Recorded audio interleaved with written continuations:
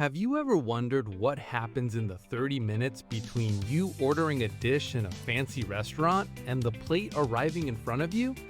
The answer involves more shouting, more fire, and more discipline than you might expect. Hello and welcome to What Do You Actually Do? The podcast where we explore the fascinating and often misunderstood jobs people have, and we learn English through real conversation. I'm your host, Alex, and today we're stepping inside the kitchen of a high-end restaurant in Paris. Our guest is Marco, who has worked his way up through some of the best kitchens in France and is currently a senior chef at a Michelin-starred restaurant in the center of Paris. Marco, thanks so much for joining us. Hey, Alex, great to be here. Thanks for having me. So, Marco, welcome to What Do You Actually Do? Let's start with the basics. When you tell people at a party that you're a chef in a Michelin-star kitchen in Paris, what's the reaction? It's always one of two things. Either their eyes light up and they say, "Oh, it must be so romantic like the movies," or they get this worried look and say, "Isn't that really hard? Don't chefs shout at each other all the time?" And the honest answer is, both are true. It is beautiful work. It is also one of the hardest jobs I've ever done. So what does chef actually mean day to day? Because I think most people just imagine someone in a white hat stirring a sauce. Right. So a professional kitchen runs on something called the brigade system. It's basically a military structure for cooking. At the bottom, you have the commis, the beginners. Then you have chef de partie, which is what I was for a long time. Each chef de partie runs one station: the fish station, the meat station, the sauce station, the pastry station. Above them is the sous chef, who is the second in command. And at the top is the chef de cuisine or executive chef, who runs the whole show. Everyone has a very specific job, and during service, you stay in your lane. So it really is like a military operation. Absolutely. During service, the head chef calls out orders. We call it calling the pass, and everyone responds, "Oui, chef." No small talk, no improvisation. You execute. And what does progression look like? How do you climb that ladder? It's slow. You usually start as a commis in your late teens, and you might spend a year peeling vegetables and making stocks before you're even allowed to touch the protein. Then you become a demi-chef de partie, then full chef de partie on a station. Most people spend 3 to 5 years on stations before moving up to sous chef. Becoming a head chef of a serious restaurant can take 10 to 15 years, easily. That is a long apprenticeship. It is. But that's the nature of it. You're not just learning recipes, you're learning your palate, your timing, how to lead a team. You can't rush that. So how did you end up here? Was cooking always the plan? Not at all. Growing up, I actually wanted to be an architect. But when I was 16, I got a summer job washing dishes in a little bistro in my hometown, and I fell in love with the kitchen. Not the food at first. The energy, the speed, the way the team moved together during a busy service. I remember standing at the sink watching them and thinking, I want to do that. That's a lovely origin story. Dishwasher to Michelin chef. Pretty much every great chef I know started on the dish pit.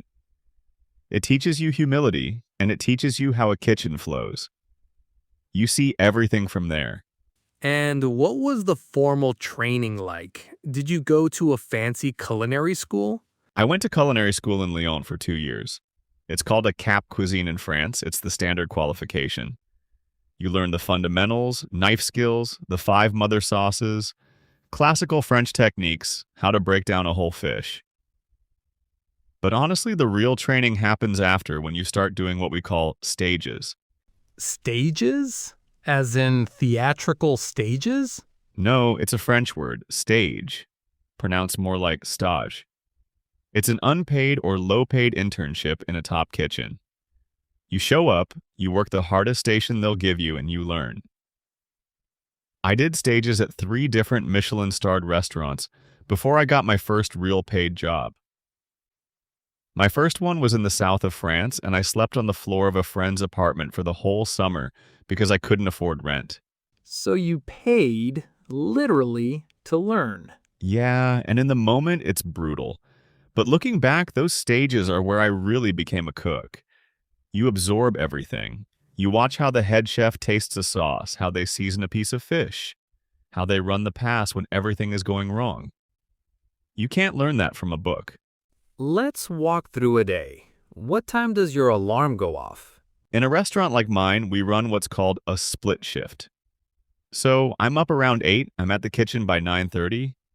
From 10 until noon, the whole team is on mise en place. And for our English learners, mise en place means Literally everything in its place. It's all the prep work, chopping vegetables, reducing stocks, portioning proteins, making sauces, setting up your station. Mise en place is sacred. If your mise en place is not perfect when service starts, you will drown. and then lunch service? Service from 12 to 2:30. That's when the restaurant is open and the orders are flying in. Then we have a break from 3 until 5. Some of us go home, some of us nap in the staff room. Back at 5, more mise en place because dinner is bigger than lunch. Dinner service starts at 7. We usually finish cooking around 11, but then there's cleaning, breakdown, prep lists for tomorrow. I'm usually out of the kitchen by 1 in the morning. So that's a 16-hour day with a 2-hour break in the middle. 6 days a week. Traditionally, chefs get Sunday and Monday off because restaurants are closed those days. But in a busy kitchen, you often come in on your off days to do special projects or prep for a big booking. That is punishing. Let's talk about the hardest part of the job. Physically, the heat. People don't understand this until they've stood in a professional kitchen.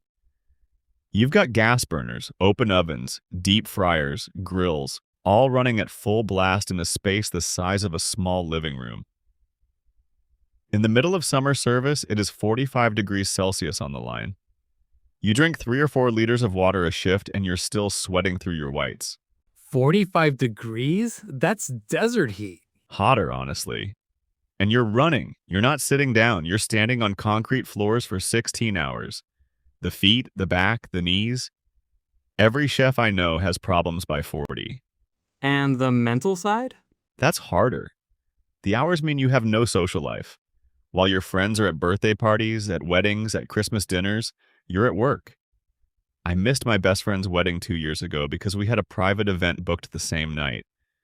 And you can't call in sick. If you don't show up, the whole station falls apart and the team suffers.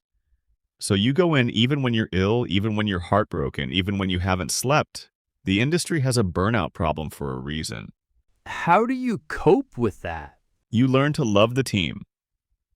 In a kitchen, the people next to you during service become your closest friends because they're the only ones who see you every day. And you protect your days off like gold. When I'm off, I don't go to restaurants. I cook simple food at home for my girlfriend. I read. I sleep. What about the best part? What's been the most surprising thing? 2 things. First, the moment just before service. We call it family meal. About an hour before the restaurant opens, the whole team sits down together and eats a quick meal that one of the cooks has made from leftovers and odds and ends.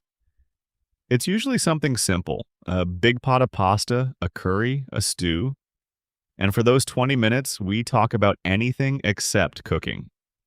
Our kids, football, bad movies. That's when the team really becomes a family. I love that. And the second thing, the silence during plating. When service is really rolling and we're putting out complicated dishes, there's a moment when 5 or 6 cooks are all plating the same course at the same time. Tweezers, sauce, garnish, one eye on the pass. Nobody says a word, just total concentration. It's almost like meditation. And when the chef says go, all the plates move at once. That is the most beautiful feeling in this job. You've got me wanting to sign up. Okay, now the fun question. Do you have a good story for us? Oh, I have so many. All right, so my very first stage, I was 18, working in a 2-star restaurant. I was on the garde manger station, cold starters. The head chef was a legend, and I was terrified of him. On my third day, he asked me to bring him the veal stock from the walk-in fridge. Now, a veal stock takes about 2 days to make. It's precious. I go to the walk-in, I grab the big container, and as I'm walking back, I trip over a crate of onions. The whole stock goes flying, 12 liters of veal stock all over the floor. Oh no. The whole kitchen stops. The chef just looks at me, doesn't say anything, just stares. I genuinely thought I was going to be fired on the spot. Then he walks over, hands me a mop, and says, "Clean it up, then start another one. I'll see you tomorrow." And he walks away. So you had to stay and make 12 liters of stock overnight? I was there until 4 in the morning, roasting the bones, making the stock from scratch. And the crazy thing is, the next day, he tasted it, nodded, and said it was better than the one I spilled. That was the moment I realized this job is not about being perfect. It's about how you recover from mistakes. That is a brilliant lesson. Any serious moments that stuck with you? Yeah, the night I cooked for my first Michelin inspector. We didn't know it was an inspector at the time, we never do. But the head chef came to the pass and said, "Table 4, I want everything perfect." That usually means a VIP. I was running the fish station. A piece of turbot I'd pan-seared went out, and I remember watching it leave the kitchen and thinking, if that's not right, it's on me. 2 weeks later, we kept our star, and the chef called the whole team together and said, "Whoever did the turbot on that night, you saved us." My whole body went cold. That was my turbot. That is a moment to remember. I still think about it. It's moments like that where you realize why you work these ridiculous hours. Finally, Marco, if someone listening is thinking, maybe I could do this, what would you tell them? 3 things. First, get into the best kitchen you can, as early as you can, and work there for free if you have to. The kitchen is your school, and the best lessons are in the best kitchens. Don't waste 2 years in a mediocre place when you could spend 6 months in a great one. Second, be honest with yourself about the lifestyle. If you want weekends off, if you want to see your family at normal hours, if you want a quiet life, this is not the job. You have to love it enough that the hours don't break you. And third, keep a notebook. Every day I worked a stage, I went home and wrote down everything I'd learned. Recipes, techniques, little tips. I still have those notebooks. When I became a head chef, I read them again. They are worth more than any cookbook on the shelf. That is wonderful advice. Marco, thank you so much for sharing your world with us. My pleasure, Alex. Thank you for having me. That was Marco, a senior chef at a Michelin-starred restaurant in Paris. Now, for our English learning listeners, let's go over some useful vocabulary from our conversation today. Mise en place. It's a French phrase that chefs use in English too. It means all the prep work done before service. Everything chopped, measured, and ready to go.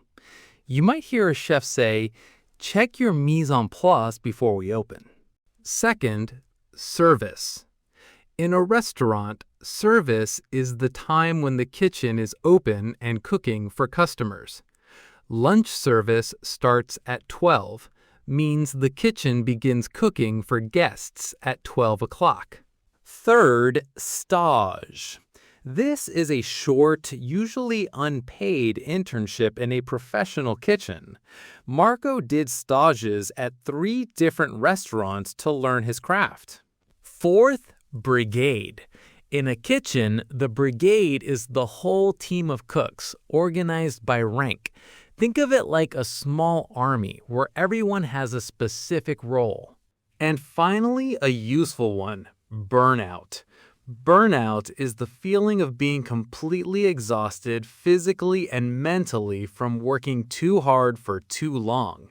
The restaurant industry is famous for burnout because of the long hours. And that's it for today's episode of What Do You Actually Do? A huge thank you to our guest, Marco. I hope you enjoyed his story as much as I did. Join us next time when we're heading to the North Sea to talk to someone who works in one of the most extreme environments on the planet, a deep sea diver. What is it really like to live and work under the ocean? We'll find out. Until then, take care.